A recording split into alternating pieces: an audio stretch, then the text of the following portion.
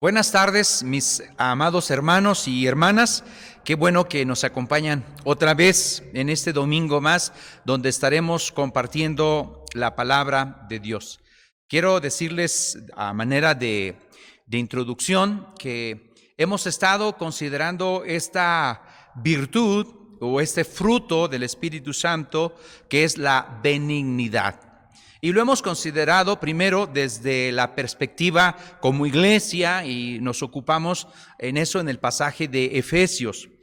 Pero también lo vimos como una extensión más allá de la iglesia hacia el prójimo, y eso nos ocupó el domingo pasado, donde estuvimos hablando acerca del buen samaritano.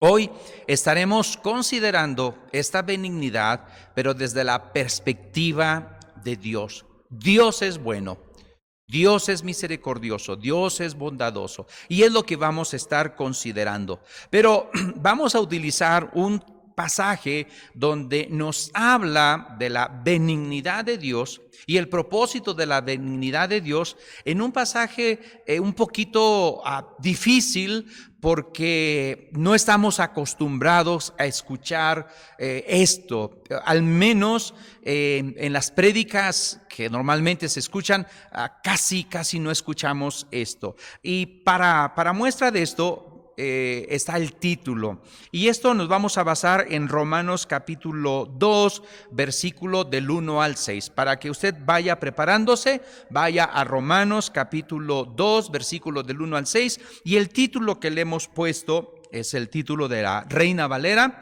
que es el justo juicio de Dios. Pero viene una pregunta, o sea, hacemos una pregunta. Para el justo juicio de Dios, la pregunta es esta: ¿atesoras gracia o atesoras ira? Porque estas dos cosas son necesarias entender, no ignorar. No ignorar la gracia de Dios y no ignorar la ira de Dios. Así que te voy a dar un resumen de lo que vamos a ver. Vamos a estar considerando los argumentos de Pablo, y el primer argumento que va a decir, el que va a hablar, es: Dios es el juez de toda la tierra. Tú y yo debemos saber eso, y lo sabemos, al menos en teoría, sabemos que Dios es el juez de toda la tierra. Pero también Pablo apela a las riquezas de Dios. Es el segundo argumento de Pablo. Pablo está diciéndonos de las riquezas de Dios. Y por último, Pablo nos dice acerca de el resultado de esto, o la causa y el efecto de acuerdo a esta misericordia, a esta actitud que Dios hace muestra. Al final tendremos unas conclusiones de manera general que nos van a ayudar a considerar y a encerrar todo esto que queremos decir y que queremos compartir. Así que vamos a empezar a leer el texto. Yo te invito a que me sigas con tu vista este texto que está en Romanos capítulo 2, versículo del 1 al 6. Así que te invito a que me acompañes. Dice: por lo cual eres inexcusable, oh hombre, quien quiera que seas tú que juzgas, pues en lo que juzgas a otro, te condenas a ti mismo, porque tú que juzgas haces lo mismo. Mas sabemos que el juicio de Dios contra los que practican tales cosas es según verdad. Y piensas esto, hombre, tú que juzgas a los que tal cosa hacen y haces lo mismo, ¿que tú escaparás del juicio de Dios? ¿O menosprecias las riquezas de su benignidad, paciencia y longanimidad, ignorando que su benignidad te guía al arrepentimiento? Pero por tu dureza y por tu corazón no arrepentido, atesoras para ti mismo ira para el día de la ira y de la revelación del justo juicio de Dios, el cual pagará a cada uno conforme a sus obras. Este es el texto que vamos a estar viendo. Es un texto difícil que habla del juicio de Dios, y yo te invito que con una actitud sensible a la palabra de Dios, porque la palabra de Dios es útil para enseñarnos y para corregirnos. Tengamos esta actitud de querer ser corregidos, de querer ser enseñados por Dios a través de su santa palabra. Así que empezamos con que Pablo en la carta de Romanos habla de la justificación, o que Dios justifica al individuo, descansa esa justificación en la misericordia de Cristo, no en la ley. Somos justificados, mi hermano y mi hermana, solamente porque Cristo, desde los profundos de su bondadoso corazón, perdonó tus pecados y perdonó los míos, y perdona los pecados de toda la gente, de la gente que abraza el Evangelio. Por tanto, Jesús tiene el derecho a la incondicional y absoluta lealtad, fidelidad, devoción y obediencia de todo ser humano. Antes de este texto, en su contexto, en el capítulo 1, versículo 16, nos dice el versículo clave, un versículo que tú y yo conocemos muy bien. Porque no me avergüenzo del Evangelio, porque es poder de Dios para salvación a todo aquel que cree, al judío primeramente y también al griego. Este es el Evangelio a toda criatura. Pablo, después de saludar y de decir los saludos a estos hermanos de esa iglesia que está en Roma, él nos habla, viendo el contexto del versículo 18, del capítulo 1 al versículo 32, nos va a hablar acerca del pecado humano, la condición espiritual que tiene toda la humanidad. Pablo asegura, y aquí algo que quiero considerar y que tú y yo consideremos, es de que nos habla de que la creación da testimonio de que existe Dios. Y no solamente la creación, la conciencia también nos da el testimonio de que existe Dios. Pablo denuncia en el texto que vamos a ver la falsa presunción de aquellas personas que se creen superiores sobre las demás personas, sobre los gentiles. Aquí quiero adelantarme un poquito. Este texto, una de las cosas que los estudiosos dicen es a quién se debe de aplicar: a los moralistas de aquel tiempo, a los judíos, a los gentiles. Y más adelante lo vamos a ver. Pero aquí lo que nos está diciendo es que este texto habla, y Pablo denuncia, de una presunción, de una superioridad sobre las demás personas, y estas personas arrogantes y santurrones son culpables delante de Dios como todos los demás. Así que empezamos con los argumentos de Pablo y empezamos con el primer argumento. Y esto está en el versículo 1, 2 y 3. Habla en el versículo 1, dice, nos habla de que Dios es el juez de toda la tierra. Ahora, en este texto hay muchas veces repetidas la palabra juzgar o juzgas.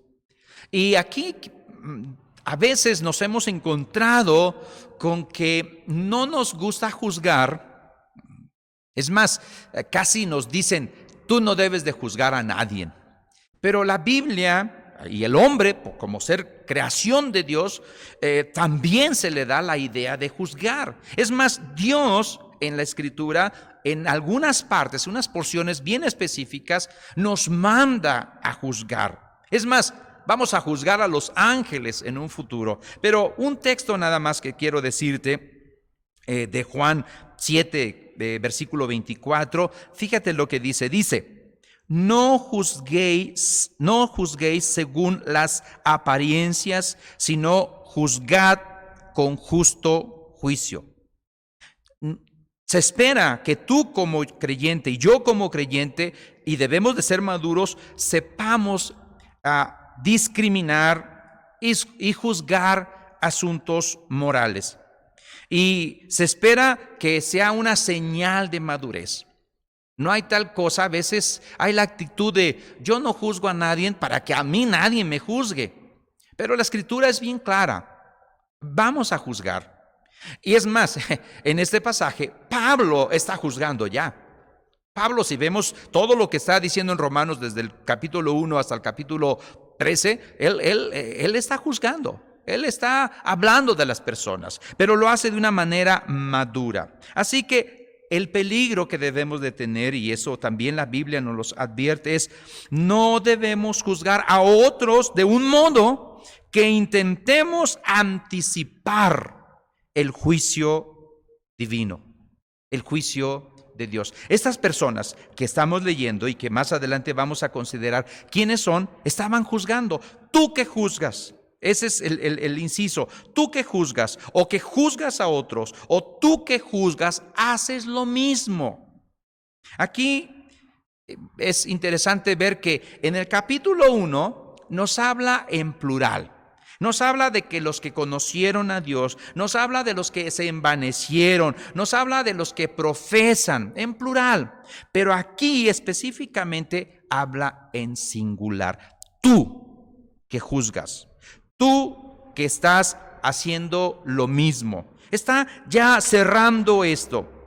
Y aquí es donde te digo que existe mucha discusión acerca de a quién se está dirigiendo este Pablo. ¿A quién? ¿A los moralistas como un tal Séneca?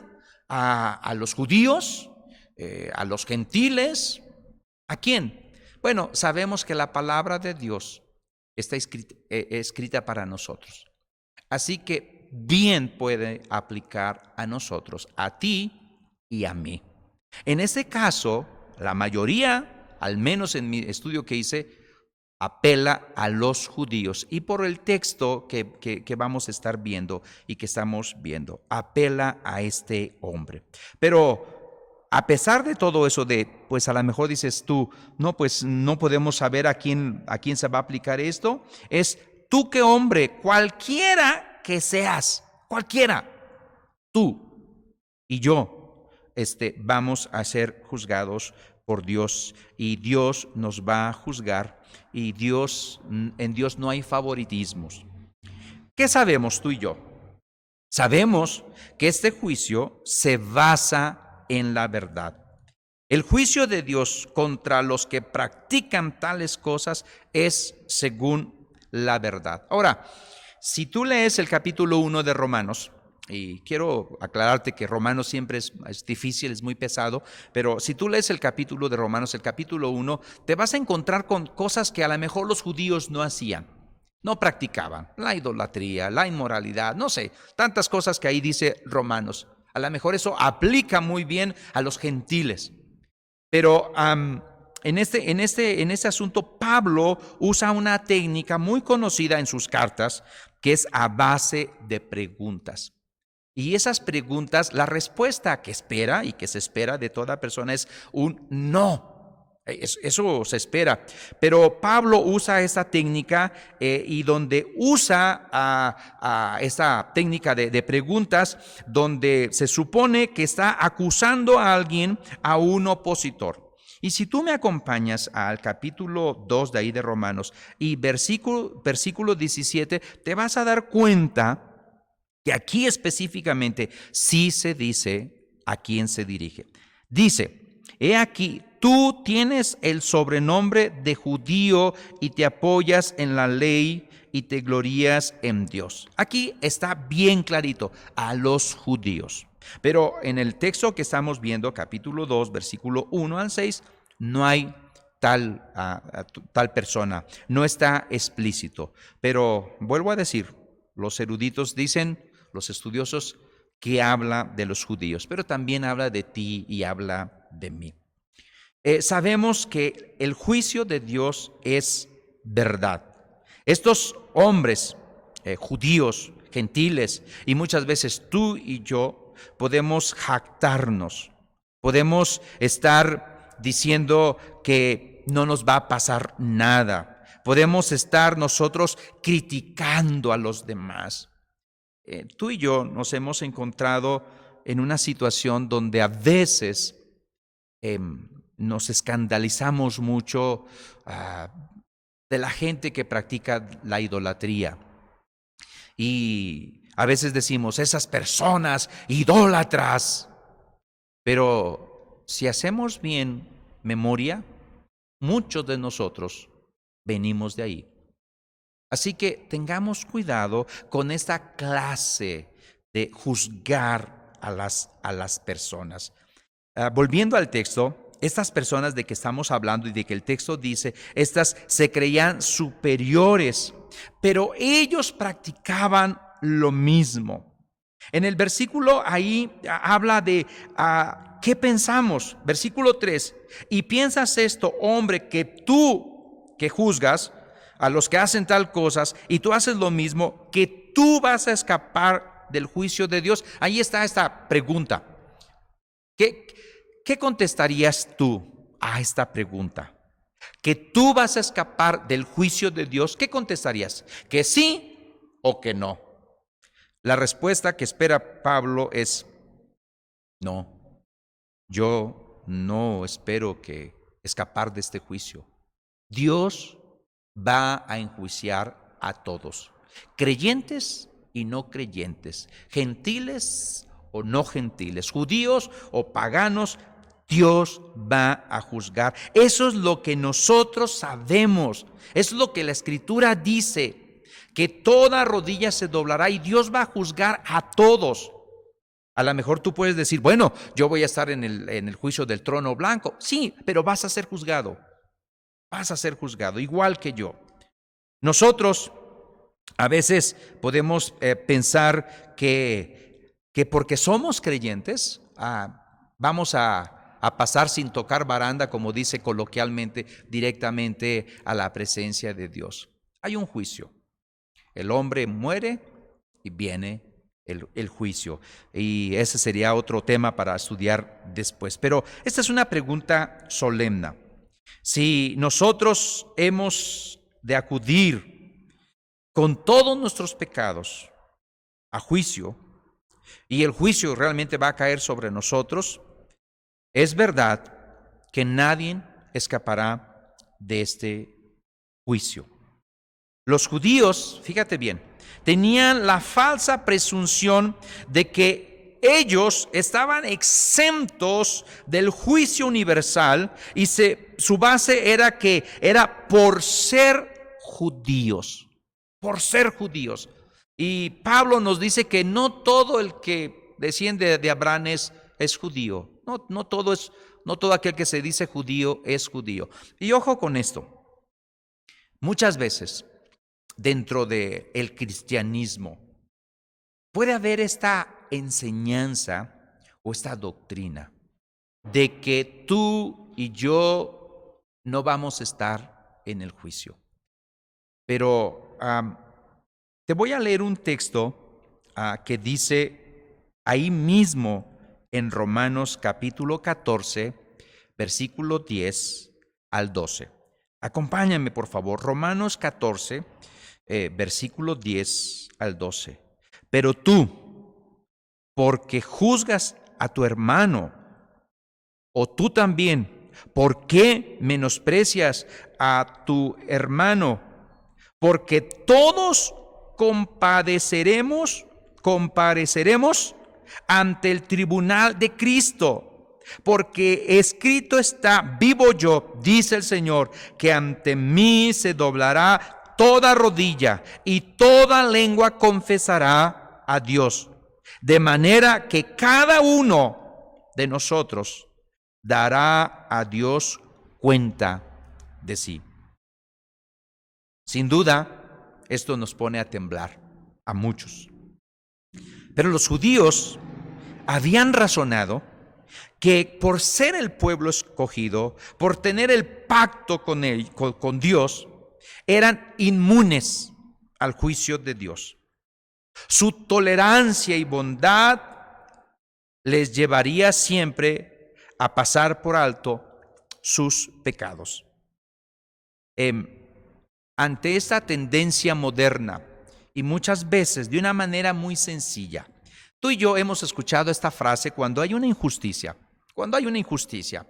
Y yo, sobre todo, a veces en la calle lo escuchamos, cuando alguien de repente dice muy enojado, pero hay un Dios que todo lo ve y Él te va a juzgar. Y mi pregunta es, ¿y a ti? ¿Piensas que no te va a juzgar? Es el mismo que te va a juzgar a ti. Es el mismo que me va a juzgar a mí. Así que como iglesia, como creyentes, debemos aceptar la responsabilidad grande y urgente de sostener esta perspectiva bíblica. Dios es el juez de la tierra y Dios va a juzgar a todos. Y ojo, en Él no hay favoritismo, no hay palancas. Directamente va a haber un juicio.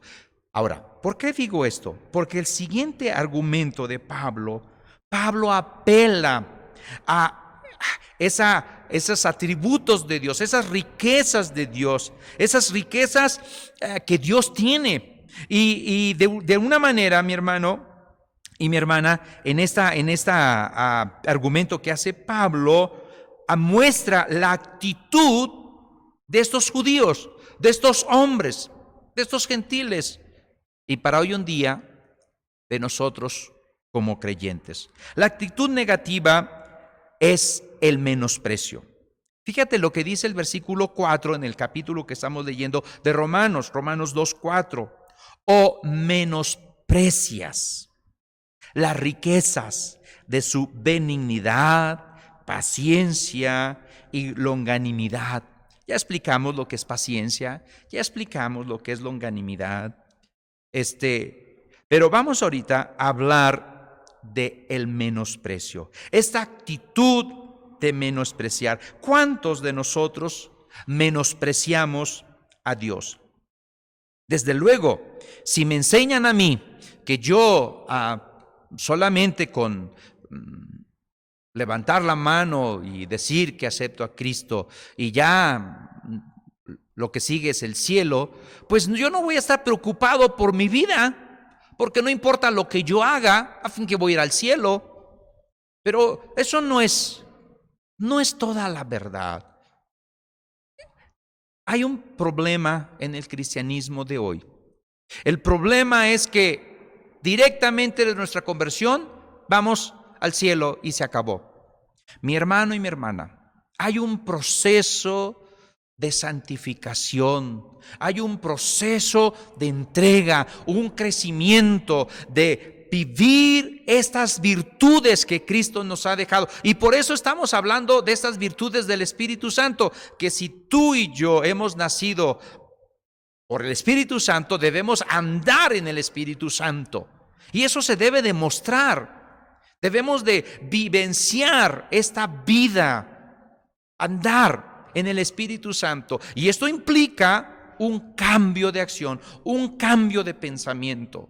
Implica caminar en santidad. ¿Iremos al cielo? Sí, claro que sí. Pero hay un proceso que hay que estar caminando.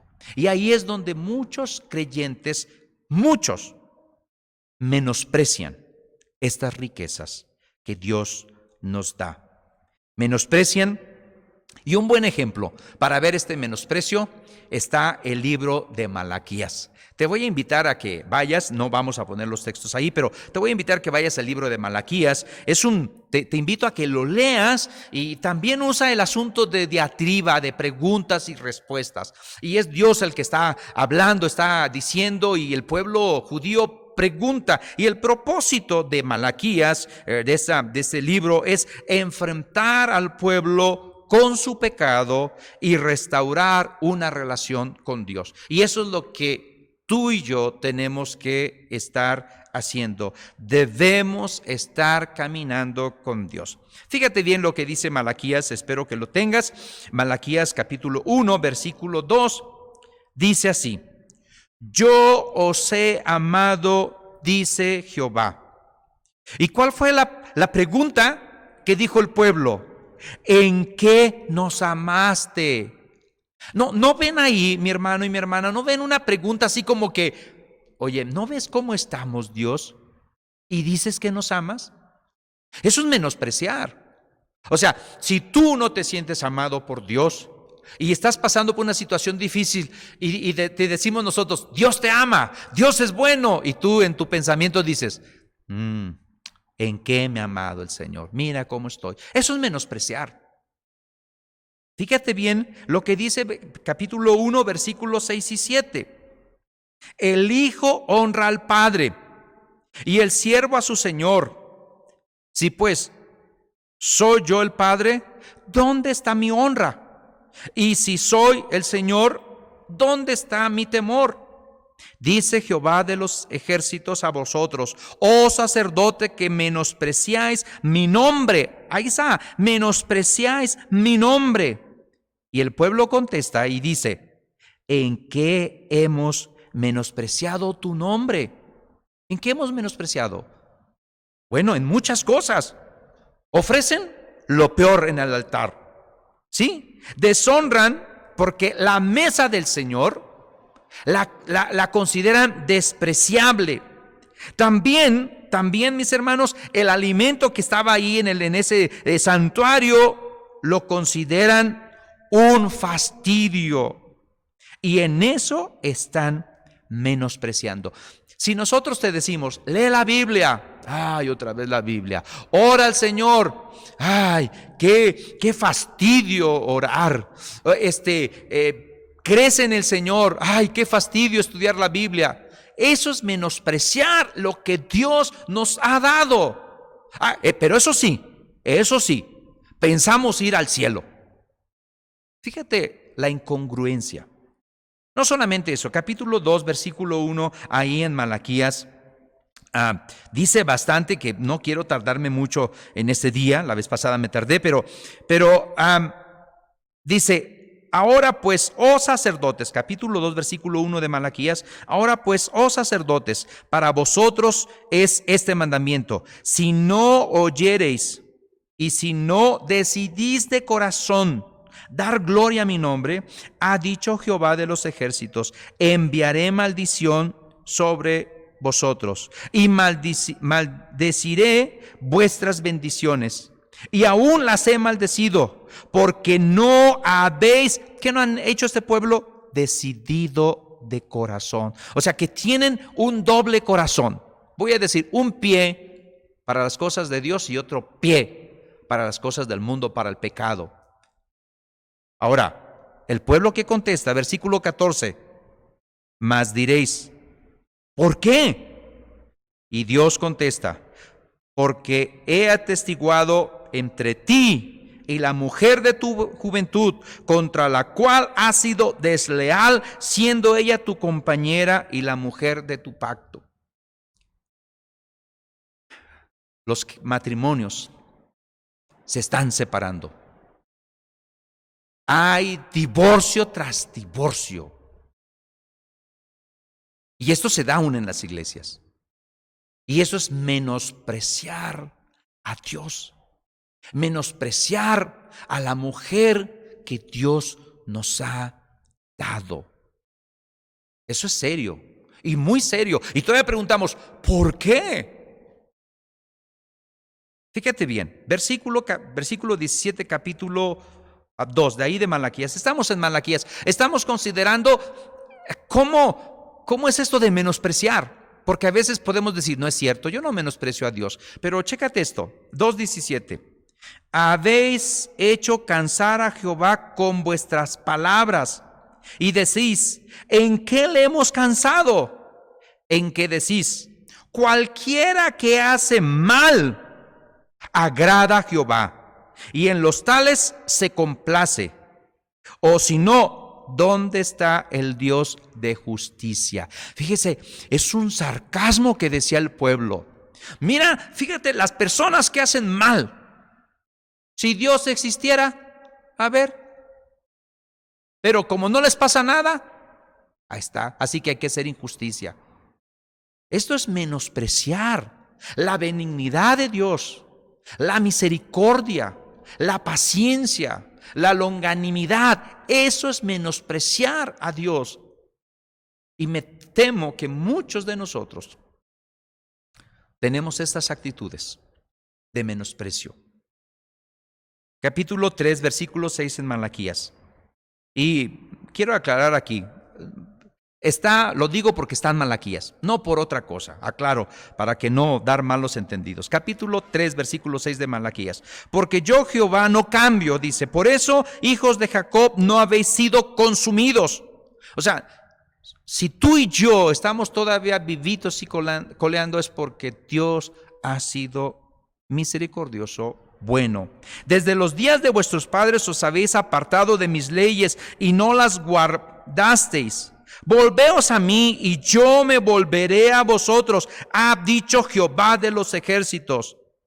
Me dijisteis, el pueblo contesta, ¿en qué hemos de volvernos? ¿Robará el hombre a Dios? Pues vosotros me habéis robado, dice Jehová. Y el pueblo contesta, ¿en qué te hemos robado? En vuestros diezmos y ofrendas. Ha habido mucho debate sobre este asunto y no es el tiempo ni el lugar para estar aclarando este debate. Pero en medio de esta pandemia ha sido algo difícil de expresar como iglesia. Pero la Biblia es clara. Necesitamos practicar la mayordomía en todo tiempo. Aún en tiempo de crisis, tú y yo necesitamos practicar esta mayordomía. Si tú y yo nos excusamos, y aquí la Biblia dice que no hay excusa, es que está el coronavirus y no se puede, quiero decirte que esto es menospreciar a Dios. Y aclaro, lo comento porque está en Malaquías, no por otra cosa. Capítulo 3 de Malaquías, versículo 13. Vuestras palabras contra mí han sido violentas, dice Jehová. Y dijiste, el pueblo contesta, ¿qué hemos hablado contra ti? Habéis dicho, por demás es servir a Dios. ¿Qué aprovecha que guardemos su ley y que andemos afligidos en presencia de Jehová de los ejércitos? Decimos pues ahora, bienaventurados son los soberbios y los que hacen impiedad, no son los prosperados, sino que tentaron a Dios y escaparon. Con mucha frecuencia tú y yo tenemos estas evidencias, estas actitudes de menospreciar a Dios. Con mucha frecuencia tú y yo malentendemos la gracia, la misericordia, la paciencia, la longanimidad de Dios. Y lo que hacemos es que pensamos que es una oportunidad para pecar. Pensamos que esto nos da chance de seguir viviendo, haciendo nuestra santa voluntad. Pero el Señor es claro. Pablo lo dice bien claro. Dios es juez y va a juzgar a todos. Y va a juzgar a cada uno según su obra. Y Dios, en medio de eso, muestra su benignidad, muestra estas riquezas. ¿Cuáles son las expresiones? Porque ya vimos cómo es menospreciar a Dios. Ahora, ¿cuáles son las expresiones de las riquezas de Dios? Porque podemos decir, bueno, a ver en qué es bueno es Dios. ¿Cómo es que Dios es bueno? Dios muestra su carácter bondadoso. Mira, la Escritura lo dice bien claro. ¿Qué tienes? Dice en 1 Corintios 4:7. ¿Qué tienes que no hayas recibido? Y si lo has recibido, ¿por qué te alabas a ti mismo como si no lo hubieras recibido?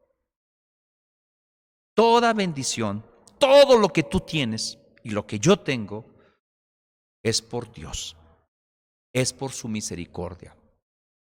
En esta pandemia que estamos pasando, por ahí el hermano Ángel subió un video, no recuerdo muy bien, pero la idea es esta. Un hombre anciano le dio este coronavirus y estuvo en un hospital. Y cuando terminó su proceso y le pusieron un ventilador y todas esas cosas, cuando le dijeron lo que tenía que pagar por ese oxígeno que le dieron, se puso a llorar. Y le preguntaron, oye, ¿lloras porque es muy caro o qué pasó? No, lloro porque no me había dado cuenta cuántos años he vivido consumiendo el oxígeno que Dios me da y nunca me ha cobrado. Eso es serio. Tú y yo consumimos oxígeno y el oxígeno es del Señor, es su creación. Y si tú no has pensado eso, la creación habla de Dios. Mira, otro ejemplo. Si tú quieres trivial, pero te lo voy a dar. Bien Dios nos hubiera dado la idea de comer sin darnos el gusto de la comida. Comer nomás para satisfacer, para llenar nuestro cuerpo y se acabó. Pero Dios en su bondad nos ha dado un paladar y un montón de comida que tú puedes saborear de lo que te gusta. Y puedes decir, wow, qué sabrosa carne con su grasa, o qué sabrosos frijoles, o qué sabroso camarón. Porque es la bondad de Dios, porque Dios es bueno. También fíjate, Dios pudo haber hecho y eso no lo digo yo, eso lo dijo un teólogo. Dios pudo haber hecho la tierra plana, así sin montañas, sin nada. Ahí nada más que produjera lo suficiente. Pero Dios nos dio montañas, ríos, playas, cielos, para que tú y yo lo miráramos y de alguna manera pudiéramos darle gloria a Dios. Dios ha hecho todo eso porque Él es bueno, porque su benignidad es grande. Dios te ha dado tantas cosas, pero no me quiero detener mucho aquí. La mayor gracia, benignidad que Dios ha hecho es que Dios envió a su Hijo Jesucristo para morir por ti y por mí. Y mismo Romanos lo dice en el capítulo 5, versículo 8. Te voy a invitar que vayas a Romanos 5, 8.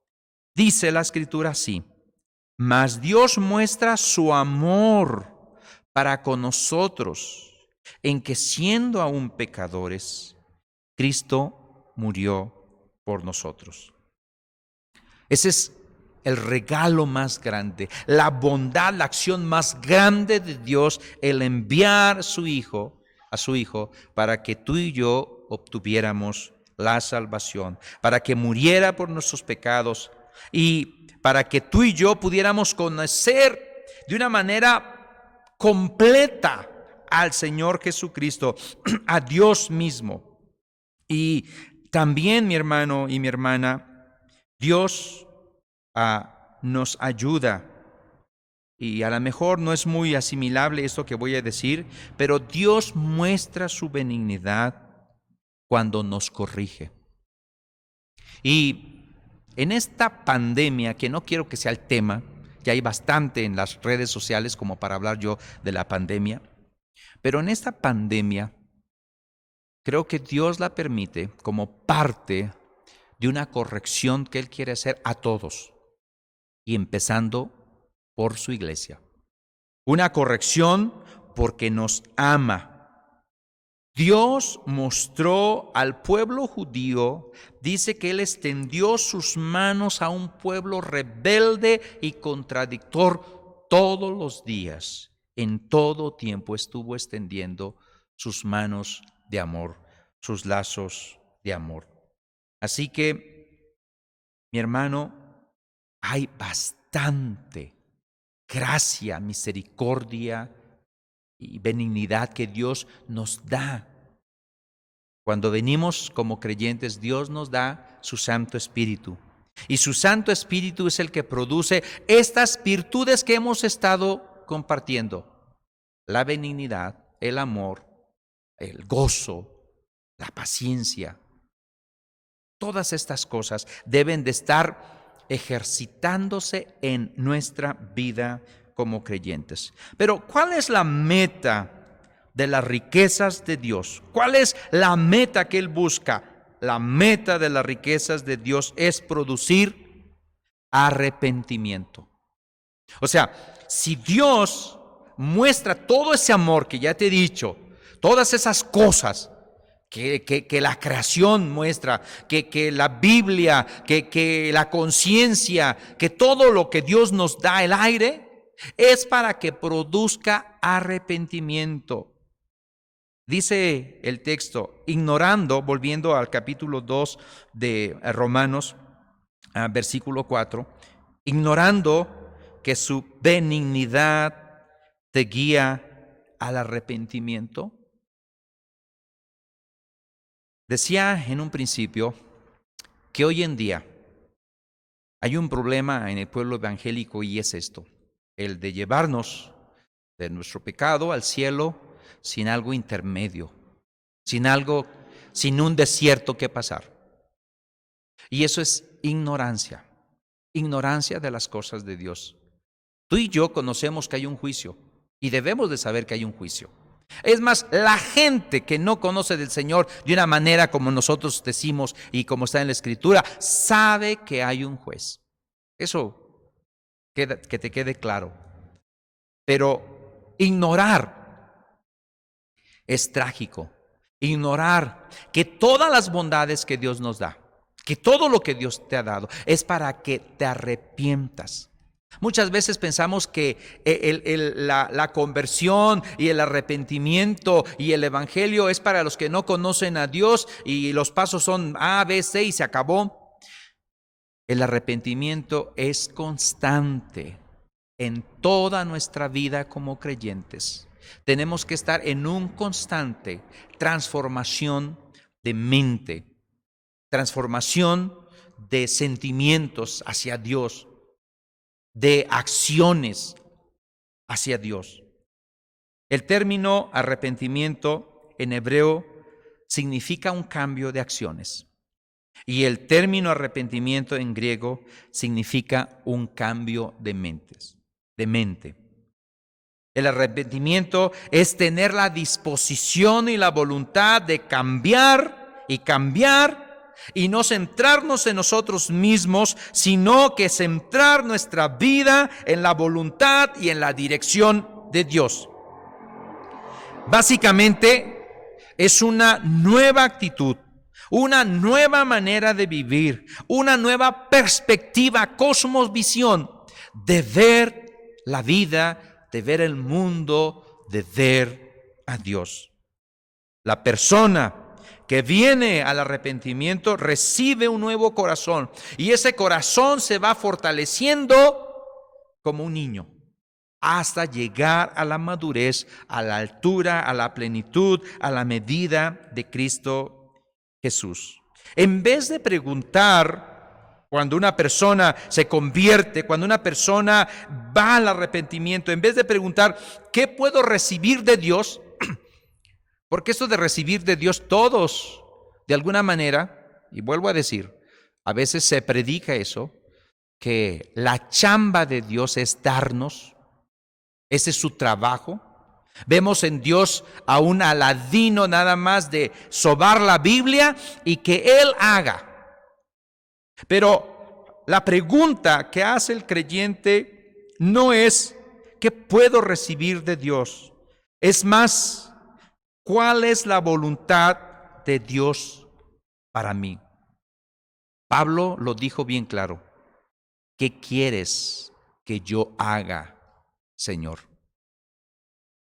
El arrepentimiento no es una emoción, no es remordimiento, no es una emoción que se desvanece, sino es una buena relación con Dios, que transforma al creyente de una manera progresiva para que viva en santidad. ¿Cómo estaban menospreciando los judíos a Dios?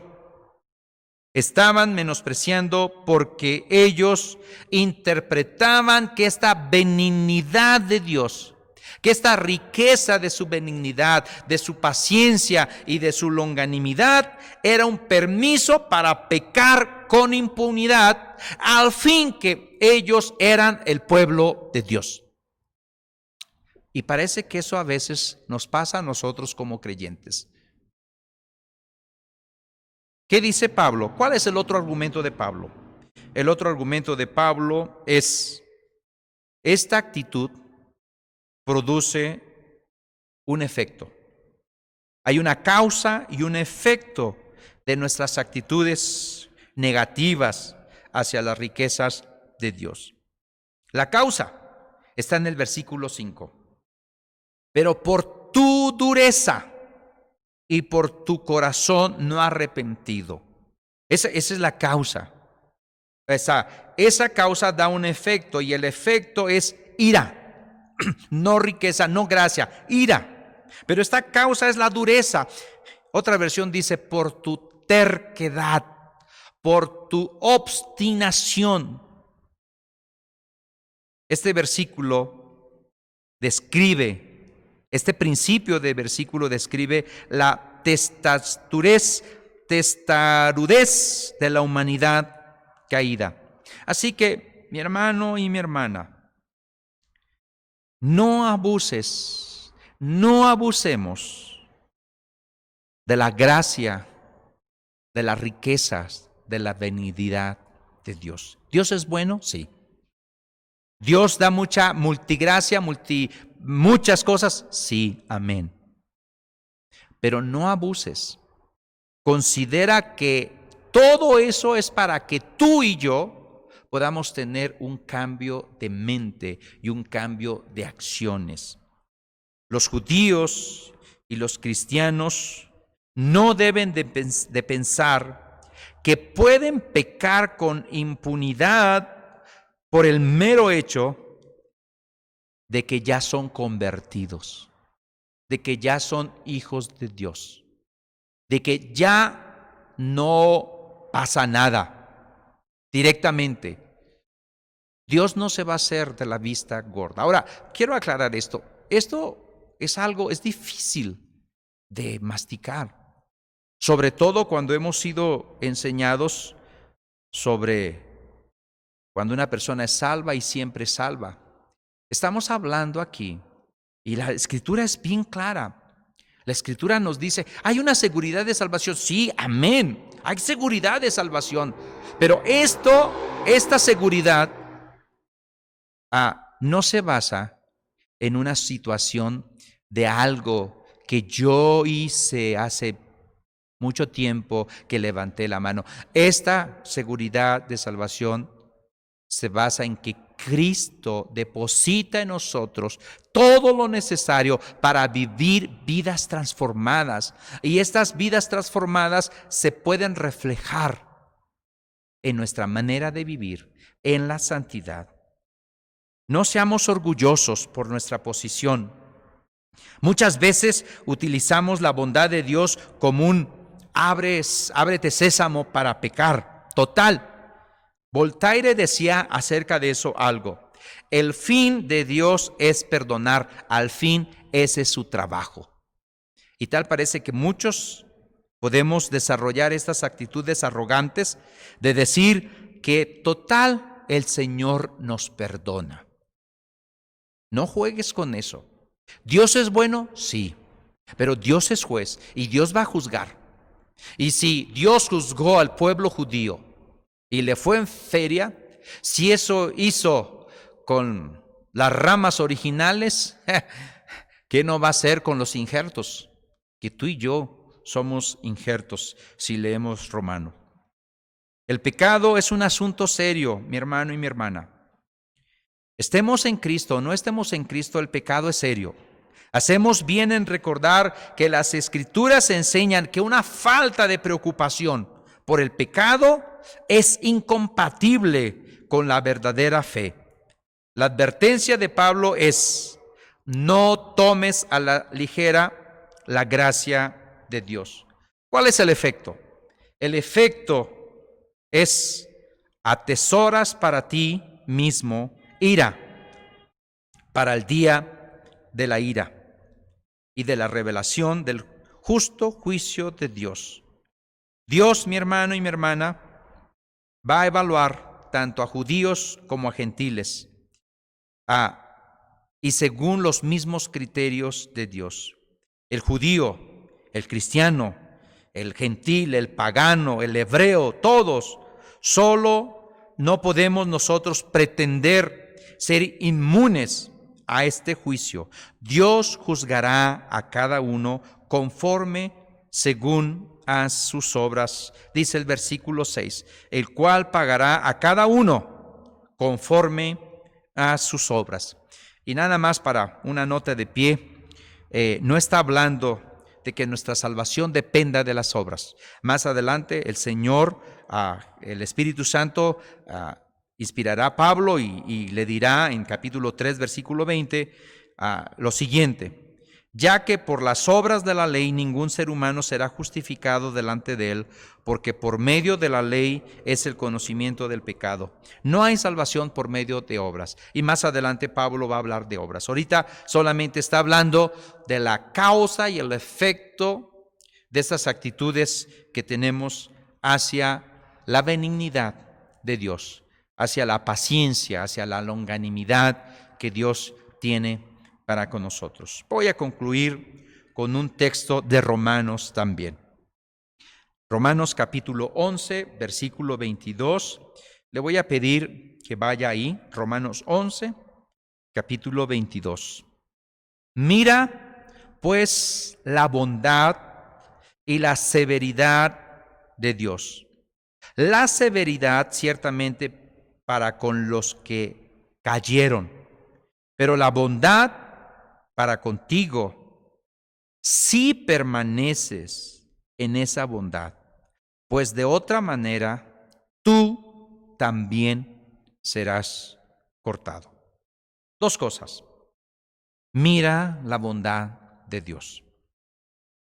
Pudieras seguir perseverando, y te animamos a que sigas perseverando en adquirir, desarrollar estas virtudes que Dios te da y poder dar esas evidencias de conversión, de un corazón realmente arrepentido, siguiendo la santidad, sin la cual nadie va a ver a Dios.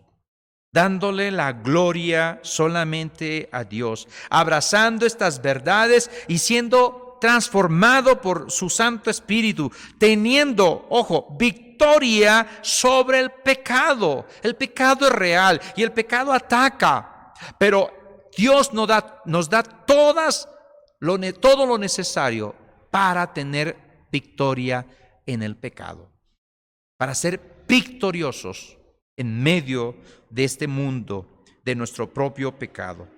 Si tu corazón se arrepiente y eres sensible a la voz de Dios y a sus riquezas, la benignidad, la paciencia, la longanimidad, tú puedes, por la gracia de Dios, atesorar para ti en el día que Dios nos juzgue, en el justo juicio de Dios, puedes atesorar gracia sobre gracia. La bondad para contigo, dice el texto que leímos en Romanos 11, 22. Si permaneces en esa bondad, pues de otra manera, si no permaneces, tú también serás cortado. Ahora, mira la severidad de Dios. Esa es la siguiente conclusión. Y esto es serio. Seguir un cristianismo externo, un cristianismo con máscara, con apariencia de piedad, pero que con los hechos se niegue, poniendo tu confianza en que un día tú por allá hace años hiciste una decisión por Cristo, pero de ahí para acá tú sigues siendo el mismo. No hay transformación, no hay cambio. Estás lleno de egoísmo, rechazando la verdad de Dios, practicando la injusticia, la impiedad, deteniendo con injusticia la verdad, como lo dice Romanos capítulo 1. Conociendo a Dios, no le glorificas como a Dios. Mi hermano, mi hermana, la severidad ciertamente es para con los que cayeron. Dios es bueno, amén. Dios es severo, ¿Es ira? Amén. Estamos en medio de esto. No abusemos, no menospreciemos lo que Dios nos ha dado, su salvación. Nos ha dado muchas cosas. Glorifiquemos a Dios. Oremos al Señor. Padre, gracias por este texto que nos ayuda a ver que tú eres un juez justo, santo. Muchas veces confundimos estos atributos como el amor, como la benignidad, y pensamos muchas veces en la intimidad de nuestro corazón, pensamos que tú puedes pasarnos, puedes hacerte de la vista gorda en nuestros pecados, porque no tenemos victoria sobre el pecado. Pero tú nos has dado todo lo necesario para ser victoriosos en ti, para tener la victoria en ti. Padre, permite que tu pueblo, que tu iglesia, que aquellos que te han recibido sean transformados por ti y no solamente podamos hablar del cristianismo, sino que podamos experimentar esta victoria que hay en ti, estas virtudes que hay, que tú nos las das, Señor, sabiendo que tu juicio va a ser para todos, sabiendo que tú nos has mostrado la benignidad. Padre, que tu pueblo no menosprecie nada tuyo, que tu pueblo no tenga excusa alguna, que tu pueblo pueda valorar todo lo que tiene, los tesoros que tiene en ti. Padre, que en este juicio, que en este evento, que un día estaremos ahí, tus hijos puedan atesorar gracia, misericordia y bondad por lo que tú has hecho en nosotros. Dios, si alguien está luchando, perdiendo la batalla, Padre, que pueda considerar su vida, que pueda tu misericordia, tu benignidad llevarle al arrepentimiento, pueda haber una conversión genuina y pueda experimentar esta salvación tan grande que tenemos y poder vivirla a la luz de tu palabra, a través de tu Santo Espíritu, ejercitando estas virtudes, este fruto del Espíritu Santo. La gloria y la honra sea para ti siempre, en Cristo Jesús. Amén y amén. Amén. Dios les bendiga, mis hermanos.